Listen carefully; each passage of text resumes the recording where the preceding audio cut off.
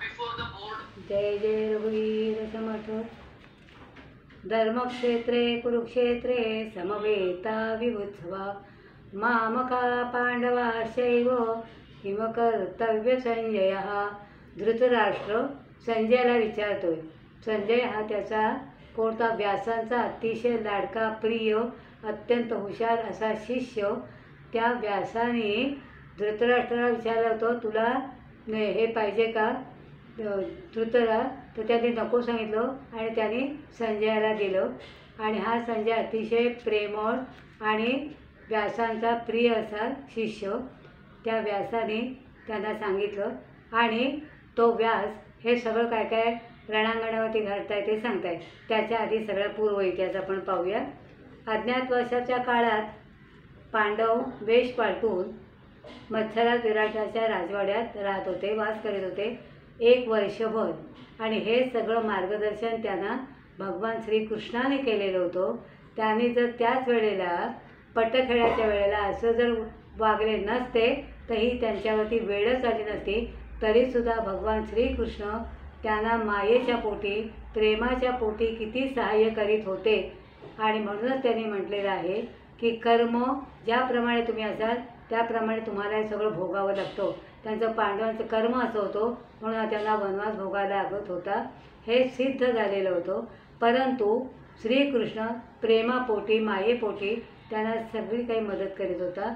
आता अज्ञातवास पूर्ण होत आलेला आहे आणि हा जो दुर्योधन, त्या दुर्योधनाला असं वाटत होतं की त्याने पूर्ण हा अज्ञातवास केलेला नाही आहे।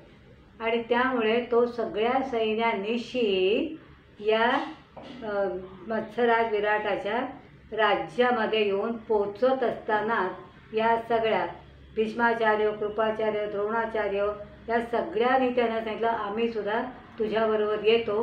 कारण त्यांना माहिती होतं की हा दुर्योधन धृतराष्ट्र हे काहीतरी नक्कीमध्ये विघ्न आणणार आणि पुन्हा त्यांना वनवासात पाठवण्याची तयारी करणार, ही पूर्ण कल्पना असल्या कारणामुळे तेही त्यांच्याबरोबर निघालेले होते। नका येऊ, तुम्ही कशाला त्रास घेता असं धृतराष्ट्र त्यांना सांगत होता। पण त्याने ऐकलं ना दुर्योधन, ते सांगत होता। झालं आता हे सगळे निघालेले आहेत दुर्योधन आणि हे सगळे, आणि सगळं अफाट सैन्य शस्त्रांसकट हे मत्सराज विराटाच्या राजवाड्याच्या वेशीवरती येऊन पोचलेले आहेत। सगळे म्हणजे धृतराष्ट्र, दुर्योधन आणि हे सगळे ऋषी भीष्माचार्य, कृपाचार्य, द्रोणाचार्य सगळे काही या विराटाच्या राजवाड्यात येऊन पहिले त्यांनी सगळ्यांचं स्वागत केलं। या म्हणून झालं सभा भरलेली आहे। आणि हा दुर्योधन म्हणतोय की यांनी पूर्ण दिवस अज्ञातवास भोगलेला नाही। त्यावेळेला भीष्माचार्य त्याला ते दिवस दाखवतात, उत्तरायण दक्षिणायणी सगळे जे दिवस घडत होते ते दाखवत आहेत आणि म्हणाले मोज। आणि आम्हाला कल्पना होती की तू याचसाठी इथे येत होतास आणि आम्हाला येऊ नका म्हणून सांगितलं होतं। याचं कारण हे आहे, आम्हाला कल्पना असल्या कारणामुळे आम्ही तिघे जणे म्हणजे कोण, सगळे द्रोणाचार्य, कृपाचार्य, भीष्माचार्य सगळे त्याच्याबरोबर आलेले होते सैन्याबरोबर। येऊ नका सांगितलं तरी त्याने ते मोजले आणि त्याचं म्हणणं चुकीचं होतं आणि त्यामुळे पूर्ण त्यांनी 1 वर्ष अज्ञातवास भोगलेला होता। आता मोकळे झालेले होते ते, त्यामध्ये याची लग्न वगैरे काही होऊन ते आता आपल्या राज्याकडे परत निघालेले आहेत, इंद्रप्रस्थ नगरीकडे। त्यांना आनंद होतो की आता आपली इंद्रप्रस्थ नगरी आपल्या ताब्यात येणार आणि आपण 5ही पांडव आणि द्रौपदी यांच्यासकट आपण तिथे आनंद आणि स्वखुशीने राज्य करणार आहोत। निघालेले आहेत सगळे लोक आणि येऊन पोचत आहेत। ते पाहत आहेत तर संपूर्ण इंद्रनगरी ही कौरवांच्या ताब्यात गेलेली होती। एक एवढीसुद्धा जागा पांडवांसाठी त्यांनी ठेवलेली नव्हती। त्यांना आश्चर्य वाटलं की आम्हाला न विचारता एवढं साम्राज्य यांनी का केलं आणि कशासाठी केलं। तर या दुर्योधनाला तिथे आपली राजधानी बसवायची होती. हे सगळं चालू असताना काय करायचं? आता सगळं झालेले यज्ञ झाले सगळे, हे सगळं काय झालेले. अर्जुन सरळपण अग्नीला मदत करून त्याला सांगतोय की आम्हाला हे सगळं करून द्या.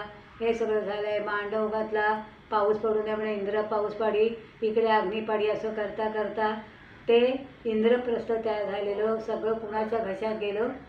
कौरवांच्या. खूप वाईट वाटलं यांना. पण त्यानंतर खांडवनाचे भक्षण झालं, सगळं झालं. आणि आता यापुढे दिव्य रथ कसा तयार झाला. आता युद्ध झालं. हे भगवान श्रीकृष्ण आणि अर्जुन हे दोघेजण हस्तिनापुरात आलेले असताना त्याने जी तिथली एकूण परिस्थिती पाहिली की आता हे खांडववनाचं इंद्रप्रस्थ झालेलं आहे, ते पांडवांना मिळणं अशक्य आहे, हे कृष्णाच्याही लक्षात आलेलं होतं. धृतराष्ट्राने तर आधी मी काय करणार, माझी मुलं ऐकतच नाहीत, हे त्याचं ब्रीदवाक्य कायम ठरलेलं असायचं. माझी मुलं ऐकतच नाहीत आणि त्यामुळे मी काही करू शकत नाही. आता काय करायचं, हा मोठा यक्ष प्रश्न सगळ्यांच्या समोर होता. आणि श्रीकृष्ण आणि अर्जुन विचार करतात की इंद्रप्रस्थ आपल्याला मिळणं शक्य नाही आहे, पण हे कौरव पुन्हा काहीतरी घुसपट काढतील आणि आपल्याला कुठेतरी पुन्हा त्रास देण्याची काय करतील, सोय करतील. झालं. श्रीकृष्ण आणखीन अर्जुन म्हणतात की याच्या पुढे आता युद्ध करणं अट्टळ आहे. युद्ध करून ज्याचा जय होईल तोच हे सगळं जिंकेल आणि युद्धाशिवाय दुसरा पर्याय नाही. त्यामुळे विचार करतायत आणि काही एक न बोलताना युद्धभूमी शोधायला चाललेले आहेत. आणि कुरुक्षेत्र, युद्धभूमी म्हणजे काय, कुरुक्षेत्र. आता कुरुक्षेत्राचं एक वैशिष्ट्य म्हणजे कुरु नावाचा राजा संपूर्ण वापरल्यानंतर पाहणार आहोत केवढा मोठा विस्तार त्या भागामध्ये आहे आणि कुठे ते कुरुक्षेत्र आहे ते आपण पुढे पाहणार आहोत. त्या कुरुक्षेत्राचा विस्तार एवढा मोठा होता. तिथे कुरु नावाचा राजा अत्यंत प्रेमळ, प्रजेला सुखात ठेवणारा, सगळ्या प्रजेवरती वडिलांप्रमाणे प्रेम करणारा, सगळं काही छान होतं. पण तिथल्या जमिनीला सुपीकता नव्हती, ती संजीवनी नव्हती, कारण तिथे उत्पादन व्हायचं नाही. तो शिकारीला जायचा आपल्या सगळ्या सैन्याबरोबर.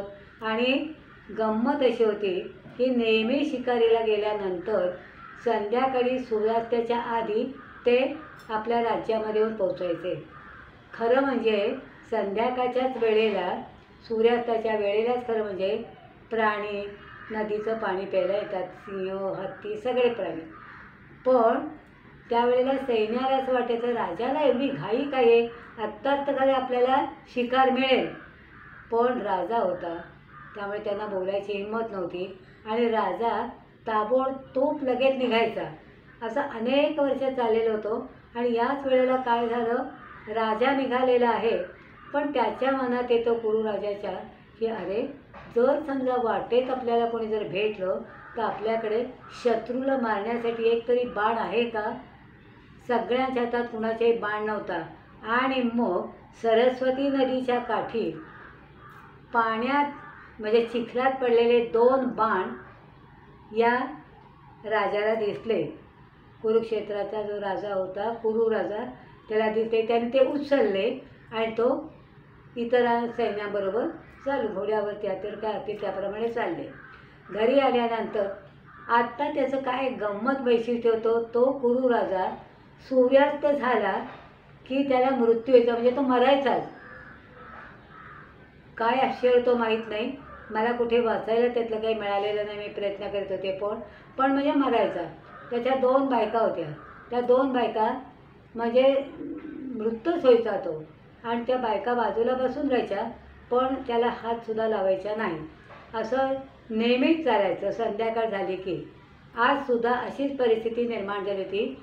त्याच्या हाताला लागलेल्या बाण्याचा शिखर तो सुद्धा तसाच होता, कारण सूर्यास्त होऊन गेल्यानंतर त्याला बाणाने लागलेलं ते चिखोलता तो धुण्याची सुद्धा वेळ नव्हती. तो तिथल्या तिथे मृतपाय झाला.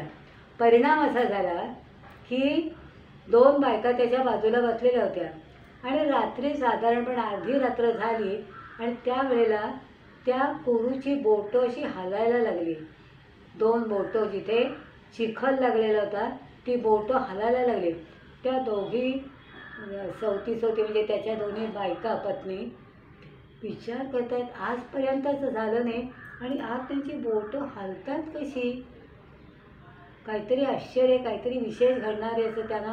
पण त्यांनी त्याला उठवलं नाही, त्याला काही बोलले नाही. सकाळ झाल्यानंतर कुरूराजा उठला आणि त्याच्या लक्षात आलं की आपल्या हातांना जो चिखल लागलेला आहे तो तसाच लागलेला आहे. आणि त्यावेळेला त्याच्या लक्षात आलं की ही जी बोटांना लागलेली चिखल आहे ती जमीन संजीवनी आहे, संजीवनी माती आहे, हे राजाच्या लक्षात आलं. आणि त्या राजाच्या लक्षात आल्यानंतर त्याने प्रथम काय केलं असेल तर विष्णू आणि शिव यांना जाऊन भेटला. त्याने सांगितलं आज तगायत या जमिनीतून कधीही असं मला स्पर्श झाल्यानंतर माझ्या बोटामध्ये जीव आलेला नाही. पण आज मी ज्या वेळेला तिथे गेलो आणि 2 बाट सरस्वती नदीच्या काठी उचलले तिथे मात्र माझ्या असं लक्षात आलं की घरी आल्यानंतर झोपलेलं असताना माझी बोटं हलत होती, म्हणजे ती जिवंत झालेली होती, मी मृत नव्हतो. आता तो नतमस्तक होतो. आधी विष्णूकडे जातो, नंतर शिवाकडे जातो.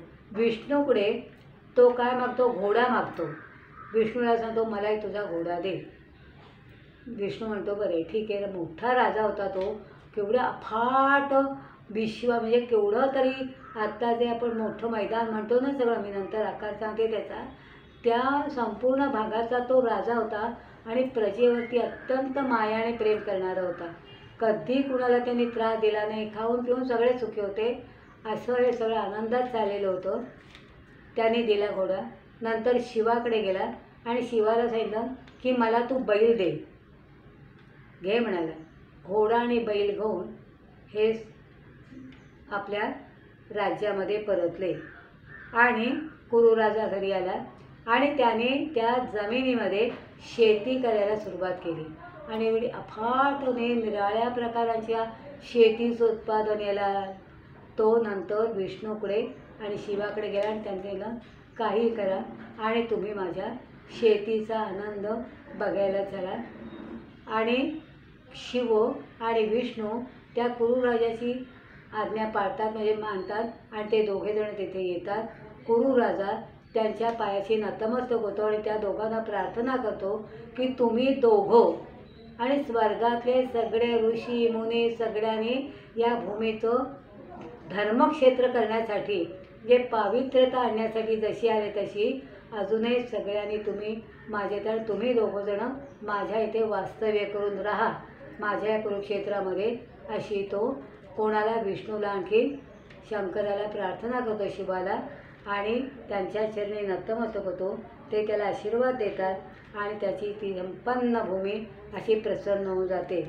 इतरांना अशा दे. आता कथेनुसार कुरूराजाचे स्वतःला भगवान विष्णूंनी सांगितलं आणि महाभारतातल्या युद्धामध्ये अनेक वीर मारले गेले. ते सगळेजण त्या भूमीमध्ये काय झालेलं ते मृत्यू आल्याच वीरांना उत्तम गती प्राप्त झाली. इतकी ती भूमी पवित्र होती, म्हणजे ती कदाचित पूर्वतयारी असेल, कारण ते सुद्धा सगळे भाग्यवान पुण्यवानच असतील ना. प्राप्त होईल ह्या धाडीचा ही भूमी युद्धासाठी निवडली गेली, कुरुक्षेत्र. आता धर्मक्षेत्र म्हणजे काय तर त्या ठिकाणी देवदेवता ऋषी मुनी त्याच्यानंतर सर्व प्रकारचे याज्ञिक करणारे सर्व धर्माचे हे सगळे लोक त्या ठिकाणी कितीतरी दिवस देवाधर्माचं करणारे, स्नान करणारे, संध्या करणारे, पोथ्या लिहिणारे, पोथ्या वाचणारे, असे संपूर्ण क्षेत्र भलं मोठं त्याने पवित्र केलेलं होतं म्हणून ते धर्मक्षेत्र. आणि कुरुराजाने ते पवित्र केलं म्हणून कुरुक्षेत्र. म्हणून धर्मक्षेत्रे कुरुक्षेत्रे समवेता विवचला. म्हणजे धर्मक्षेत्र म्हणजे काय आणि कुरुक्षेत्र म्हणजे काय त्याचा अर्थ असा आहे. आणि ते पवित्र स्थान झालं आणि त्यावेळेपासून महाभारतातल्या युद्धात कोणीही मारलं गेलं तरीसुद्धा ते तिथे भूमी युद्धासाठी निवडली गेली आणि सगळेजणं त्या ठिकाणी अत्यंत पवित्र अशा त्या भूमीमध्ये त्यांना गती मिळाली. मृत्यू नाही, त्यांना गती म्हणजे स्वर्गात गेले. एवढंच नाही तर त्यानंतर हे युद्ध चालू व्हायच्या आधी परशुराम आणि भीष्म या गुरु शिष्यांचे सुद्धा तिथे भलं मोठं युद्ध झालं. त्यांच्यातही त्यांचं यशस्वी त्यांना मिळालं सगळं आणि तेही अत्यंत दिव्य असं झालं. आता युद्धाची तयारी. आता या कुरुक्षेत्रातल्या कुरु राजाला आपल्या इथं ह्या पांडवांच्या मधला अर्जुन आणि भगवान श्रीकृष्ण तिथेून पोचलेले होते आणि त्यांनी तो संपूर्ण परिसर युद्धासाठी निवडलेला होता. आता युद्धासाठी निवडलेला असताना कसा होता तो परिस्थिती? कुरुक्षेत्राची सांप्रत स्थिती कशी होती ते बघा. 360 लहान मोठी तीर्थ आहेत. क्षेत्रामध्ये काही सरोवरे आहेत. सर्वत्र सुंदर देवालय आहेत. त्या ठिकाणी भगवान श्रीकृष्णाने अर्जुनाला गीतेचा उपदेश दिला. ते स्थान त्या प्रसंगाचे साक्षी असलेल्या वटवृक्षामुळे आणि तेथे असलेल्या सरोवरामुळे मोठे पवित्र आणि रमणीय आहे. याला ज्योतिसर तीर्थ असे म्हणतात. आपण जर तिथे गेलो, अजूनही तिथे वट आहे, वट आणि तो असा त्याचा श्रीकृष्णाचा असा छोटीशी मूर्ती तिथे आहे आणि तीर्थ असे म्हणतात. तिथे काम्य तीर्थ म्हणजे वनवासात पांडव काही काळ त्या काम्यक वनात राहिलेले होते आणि जेथे त्यांना धौम्य ऋषीने रामकथा सांगितलेली होती आणि ती मनोभावे ऐकून प्रसन्नतेने त्या धौम्य ऋषींना नमस्कार करून त्यांच्याकडून आशीर्वाद घेतलेले होते. पराशर द्वैपायन हृदय तीर्थ तेथे मोठे सरोवर आहे. या सरोवरामध्ये महाभारत युद्धाच्या अखेरीला म्हणजे आता युद्ध सुरू होणारे त्याच्या अखेरीला दुर्योधन जाऊन लपला होता आणि दधीची, कुबेर, मार्कंडे, सोम, शुक्र, वराह आणि सूर्यकुंड तीर्थ या आणि अशा सर्व तीर्थांच्या मागे असाच पुराणकालीन घटकांचा इतिहास आहे. सूर्यकुंडाच्या ठिकाणी जन्मेजय राजाने सर्पयज्ञ केला. भीष्म त्या ठिकाणी शरपंजरी पडले होते. ते भीष्मकुंड. शरपंजरी पडलेल्या भीष्माच्या मंदिराशेजारी त्याची माता गंगा, तिचे सुद्धा एक मंदिर आहे. ही सर्व तीर्थे अमावस्येला केल्या सन्निहित तीर्थामध्ये येतात असा एक समज आहे. म्हणजे सगळी तीर्थ या कुठल्या सन्निहित एक मोठं तीर्थक्षेत्र आहे, तिथे येऊन जातात. ब्रह्मसरोवर असे म्हणतात त्याला. 36 आता केवढं का 3600 फूट लांब, 1400 फूट रुंद आणि 15 फूट खोल असे एक मोठे तिथे सरोवर आहे. पूर्वी याहीपेक्षा मोठे होते, पण आता काही सरोवराच्या मध्यावर तिथे सर्वेश्वर महादेवाचे मंदिर आहे आणि त्या मंदिराच्या कशाची कुंतीने भगवान शंकराची सोनेरी कमळाने पूजा केलेली होती असं त्या कथेमध्ये सांगितलेलं आहे. असे सर्व तीर्थ निवडलं आणि जे अर्जुन आणि कृष्ण आले होते त्याने आणि कुरुक्षेत्र राजाने हे युद्धाला काय केलं, सरळपणे युद्ध करायचं ते ठिकाण निवडलं. कौरवांनी त्यांना काहीच नाही. आता परिस्थिती अशी झाली, दिव्य रथ यांच्याकडे काहीच नव्हतं, पांडवांकडे काहीच नव्हतं. कारण कौरवांकडे रथ होते, सगळं भरपूर पैसा होता, अमाप पैसा. अर्थच पुरुषोदासा असंच म्हटलेले ना. सगळे ऋषी सगळे दुर्योधनाकडेच येत होते ना सगळे. कशासाठी? पैशासाठी. पांडवांकडे काहीच नव्हतं, काही म्हणजे काही नव्हतं आणि त्यामुळे परिस्थिती थोडीशी बिकट होती. पण तो दिव्यरथ कसा आला तो बघूया आपण.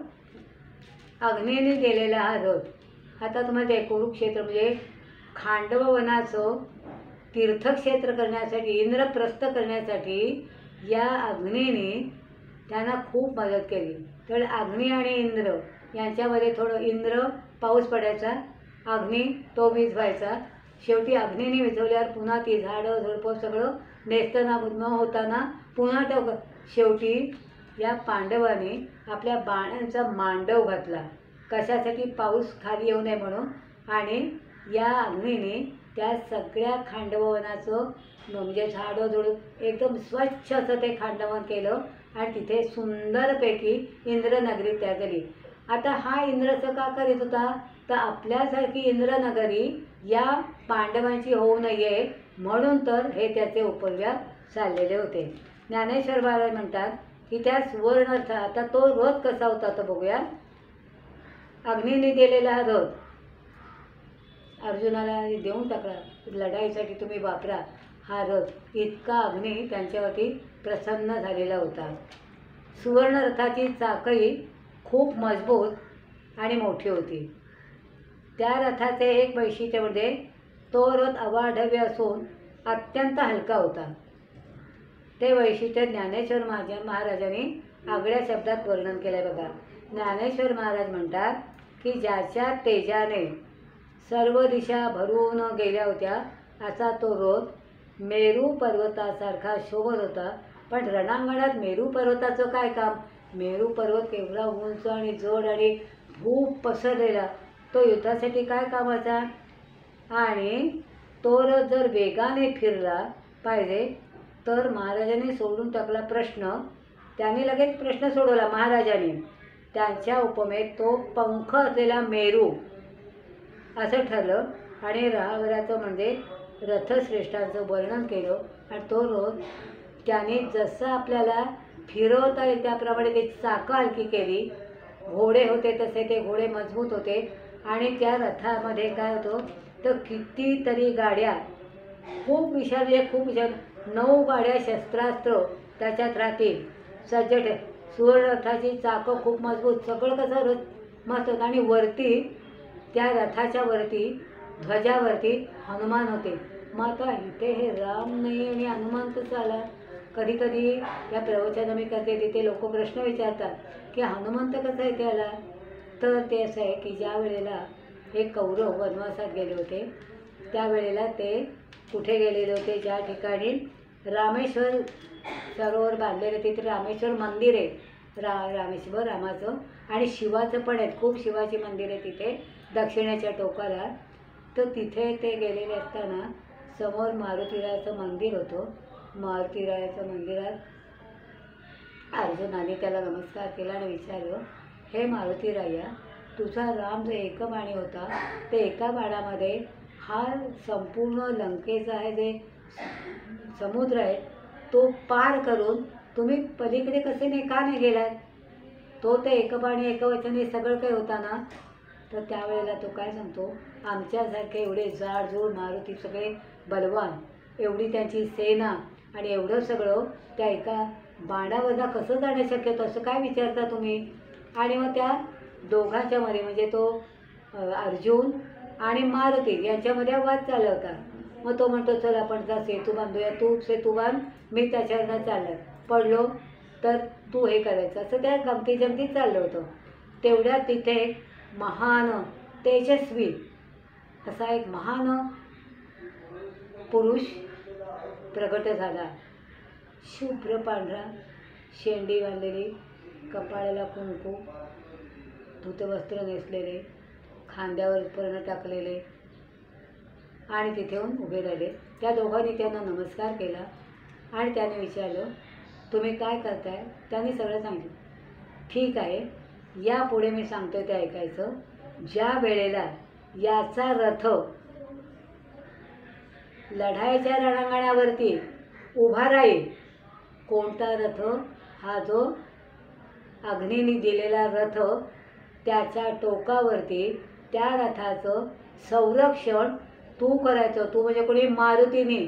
मारुतीला श्रीराम सांगतायत.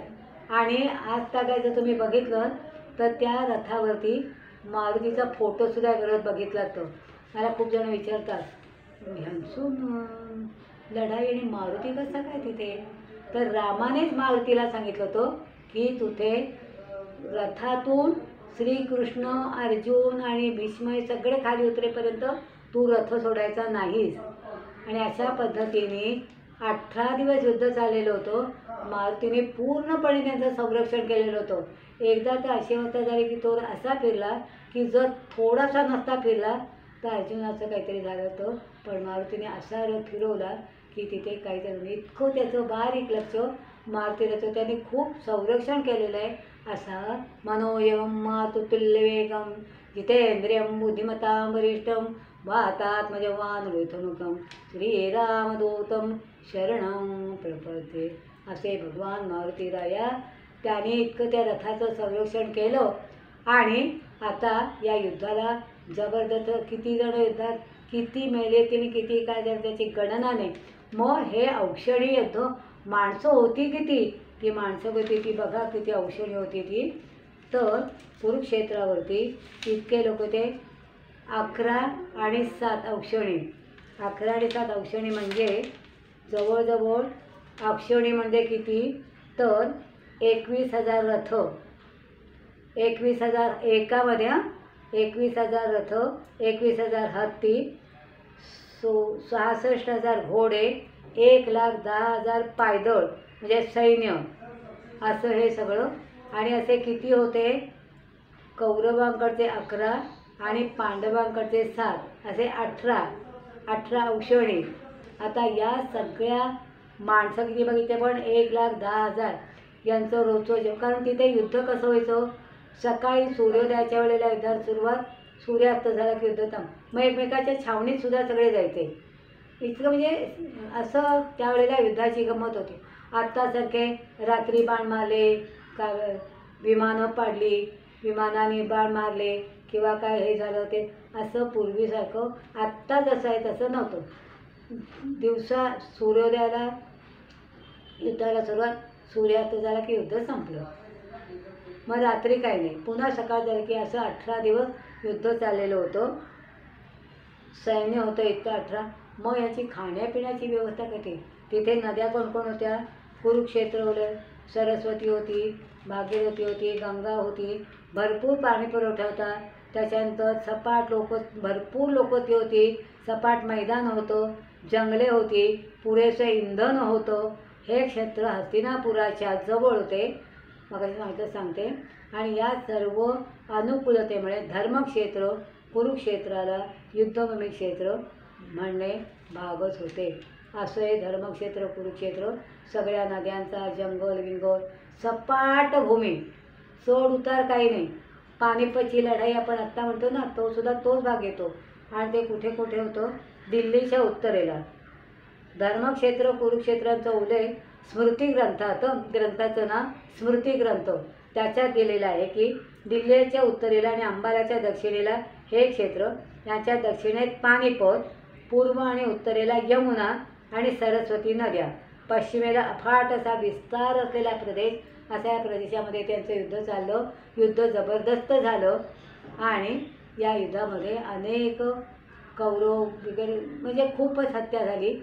आणि असे युद्ध चालू होतं. युद्धातील कौरव पांडवांचे जण. आता याच्या जेवणाची व्यवस्था काय मुद्द्यावर येऊया. जेवणाची व्यवस्था म्हणजे नरेंद्र उडुपी नावाचा दक्षिणेकडचा एक अत्यंत लढवय्या माणूस, म्हणजे युद्धामध्ये तो जय मिळवणारच असा तो माणूस आपलं अफाट सैन्य घेऊन श्रीकृष्णाला भेटायला आला. श्रीकृष्णाला सांगतो की मला तुमच्या ह्याच्यामध्ये समाविष्ट करून घ्या, मला कौरवांच्या विरुद्ध लढायचं आहे. ठीक आहे, अजून तू काय काय करतोस. मी उत्तम प्रकारे स्वयंपाक करतो, मी आचार्य आहे आणि माझं सगळं सैन्यही आचार्य आहे. श्रीकृष्णाचीच कमाई असेल ही असं सांगणं आणि करणं म्हणजे. मग काय तू लढाई न करताना तू आचार्याचं काम करायचं, तुम्ही द्याल ते. तोही तयार झाला आणि त्या दिवसापासून युद्ध संपेपर्यंत दररोज नाश्ता म्हणा, जेवण म्हणा, रात्रीचं जेवण म्हणा. कारण काय होतं युद्ध संपलं की जो तो आपापल्या छावणीत, याच्या छावणीत तो जात आहे त्याच्या छावणीतून जेवण खाण सगळं यथास्थित व्यवस्थित. पण एक लक्षात ठेवा, तो जो स्वयंपाकी होता तो स्वयंपाक त्या सगळ्या लोकांना म्हणजे त्याचं सगळं सैन्य त्या स्वयंपाकातच जमवलेलं होतं, केलं होतं. नदीचं पाणी आणणं, विस्तो पेटवणं, अमुक तमुक यथास्थित सुंदर प्रकारे अत्यंत तेजस्वी चविष्ट आणि सुंदर असं स्वयंपाक ते करायचे. आणि नरेंद्र उडुपी यांनी हे काम ताब्यात घेतलं. आता दररोज तो काय करायचा, सगळ्यांची जेवणं झाली की एका ताटलीमध्ये मोजून दाण्यांच्या शेंगा ठेवायचा. आपले भुईमुगाचे दाणे आहेत ना, भुईमुगाच्या शेंगा ठेवायच्या. कधी 40, कधी 50, कधी 100 असा तो त्या एवढ्या मोठ्या थाळ्यामध्ये तो शेंगा ठेवायचा. आणि भगवान श्रीकृष्णांना दाणे खायला आवडायचे. तो भगवान श्रीकृष्णाच्या समोर तो थाळा नेऊन ठेवायचा. काय डोकं होतं बघा.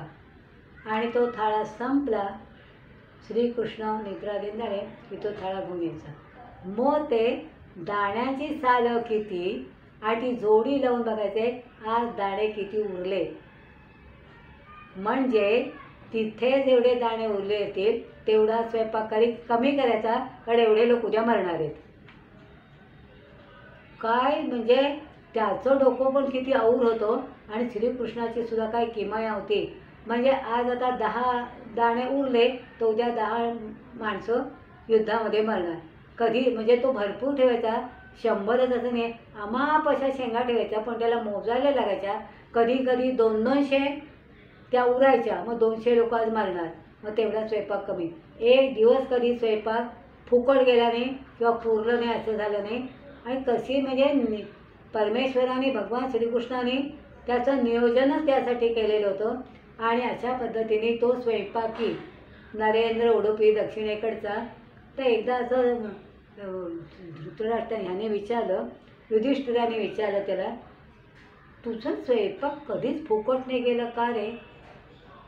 म्हणे काय मला माहिती नाही. की मग या परमेश्वराने सांगितल्याप्रमाणे मी केलं, त्यामुळे काय फुकट नाही गेलं. त्याने त्यांना तेवढे मी माणसं मोजायचो, त्याप्रमाणे स्वयंपाक करायचो.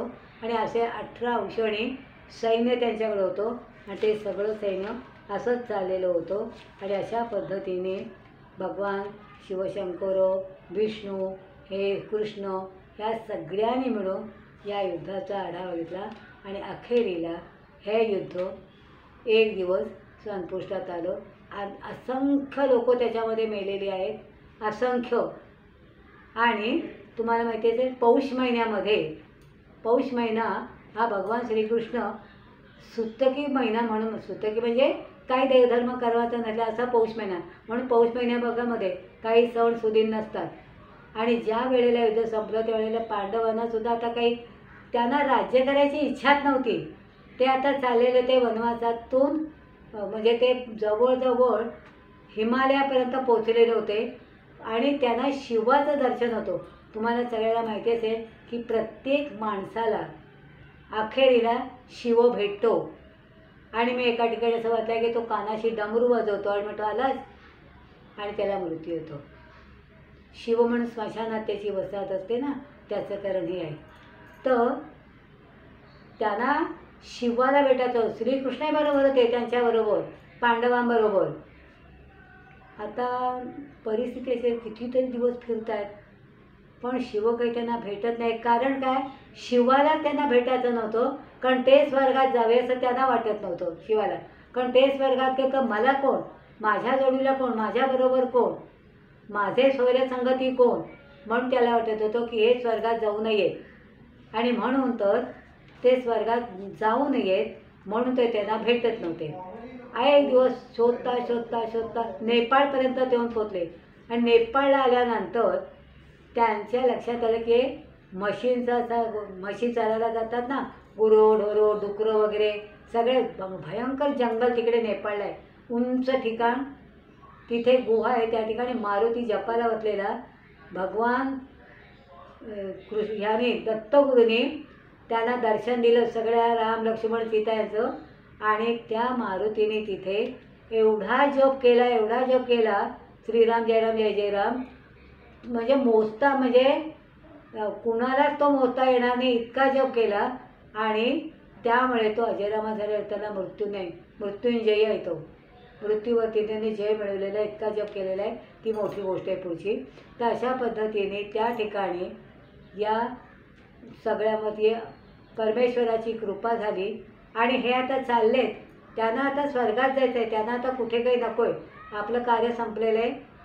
आता श्रीकृष्ण म्हणतो आहे की विष्णूला तुम्हाला शिवाला भेटायचं आहे तर तुम्ही भेटा, सगळीकडे भेटा, जंगला बिंगलात बरेच दिवस शोधतात आणि एक दिवस असा उजाडला की भीमाच्या लक्षात आलं की हा जो रेडा आहे, गुरं सगळ्याच प्रकारचे असतात, गाई गुरं म्हशी वगैरे, हा जो रेडा आहे त्यामध्ये नक्की शिवाचं काहीतरी स्थान आहे.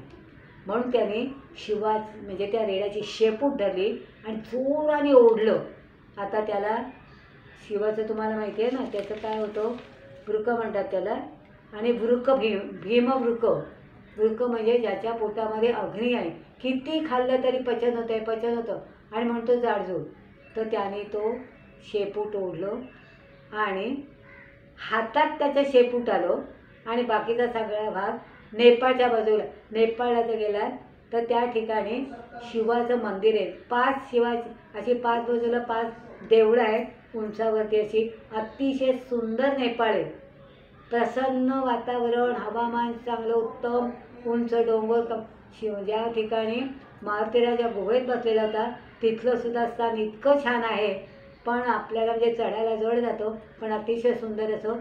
तर तिथे ते भगवान बसलेले होते आणि तिथपर्यंत ते पोचले आणि भीमाने त्याची शेपूट धरली आणि ते केदारेश्वराच्या तिथे शेपूट येते, त्या देवळाच्या तिथे असं त्याचंच लावलेलं ते शेपूट आहे. आणि तो रेडा चढत बागमती नदी नेपाळची, तिथे ते जाऊन पोचले आणि त्याच्यावरती शिवाचं ह्याचं मंदिर आहे, शिवाचं ते प्रमुख मंदिर आणि आजूबाजूला सगळे असलेली मंदिरं. असं इकडे जय झालेला आहे पांडवांचा, कौरवांचं काय सगळं संपलं आणि हे जागतिक महायुद्ध असं म्हटलं जातं.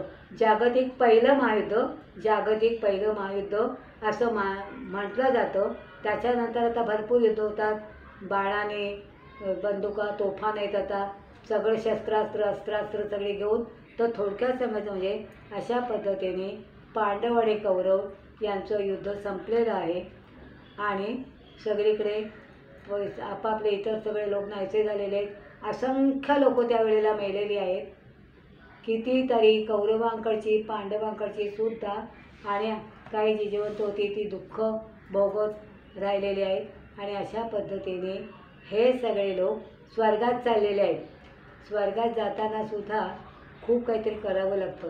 तिथे मध्ये एक सरोवर होतं, तिथे पाणी प्यायचं होतं.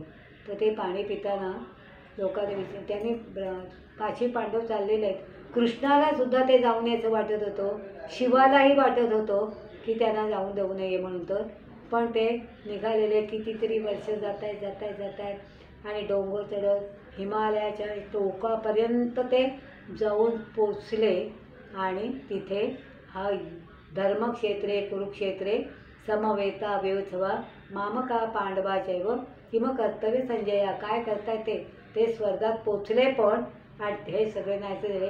असं हे महायुद्ध झालं. ते भारतीय जागतिक पहिले महायुद्ध असं त्याला नाव पडलेलं आहे.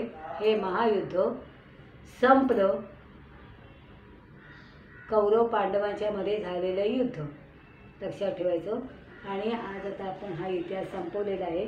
उद्यापासून आपण दुसरा विषय घेणार आहोत.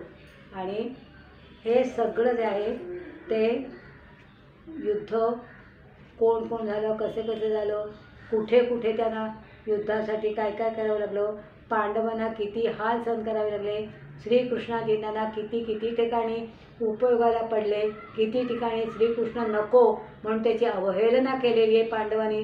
हे सगळं व्हिडिओमध्ये आहे, ते बघा. आणि आपणही चांगले वागूया. आपली माणसं आपली असतात. भगवान श्रीकृष्णसुद्धा त्यांचाच होता आणि म्हणूनच भगवान श्रीकृष्णाने त्यांना उच्च स्थानाला म्हणजे स्वर्गात, नरकात नाही गेले, स्वर्गात गेले ते पांडव. आणि इकडे अशी छानपैकी व्यवस्था केली. आणि इथे आज हा आपला विषय पांडवांचा संपलेला आहे. कौरव पांडव युद्ध संपलं आणि युद्धाच्या संपल्यामुळे आता पुढचा विषय जो असेल तो आपण 2 दिवशी सुरू करूया. अशा पद्धतीने माझा हा व्हिडिओ तुम्ही पहा आणि सबस्क्राईब करायला विसरू नका. आणि काय तुमच्या कॉमेंट्स असेल त्या कॉमेंट्स बॉक्समध्ये टाका. काही जण टाकतात आम्हाला आवडला, खूप छान. वाईट कोणी म्हणत होत नाही. किती हजार हजार लोक बघतात ते व्हिडिओ. असाच माझ्यावरती तुमचा आनंद आणखी हे राहू दे, कृपा आनंद सगळं. आणि आपण असेच आता पुढे पुढे दुसरे विषय घेऊन व्हिडिओ करूया. ते तुम्ही पहा आणि तुमच्या मनातल्या ज्या काही इच्छा असतील, म्हणजे तुम्हाला जे काही म्हणायचं असेल ते तुम्ही त्या तुमच्या बॉक्समध्ये टाका, अशी मी तुम्हाला विनंती करते. आणि सबस्क्राईब करायला विसरू नका. धर्मक्षेत्रे कुरुक्षेत्रे समवेताविवुत्सवा मामका पांडवाश्चैव किम कर्तव्य संजया. शांताकारं भुजगशयनं पद्मनाभं सुरेशं विश्वाधारं गगनसदृशं मेघवर्णं शुभांगं लक्ष्मीकान्तं कमलनयनं योगविध्यानगम्यं वन्दे वैष्णवं भवभयहरं सर्वलोकैकनाथम्. आकाशात् पतितं तोयं यथा गच्छति सागरं सर्वदेवो नमस्कारः केशवं प्रतिगच्छति केशवं प्रतिगच्छति. कृष्णाय वासुदेवाय हरये परमात्मने प्रणतक्लेशनाशाय गोविंदाय नमो नमः. गोपाल कृष्ण भगवान की जय.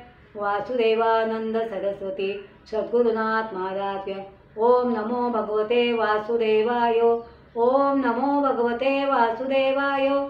ओम नमो भगवते वासुदेवाय. ओम नमो भगवते वासुदेवाय. लक्ष्मी नारायण की जय. लक्ष्मी नारायण की जय. लक्ष्मी नारायण की जय.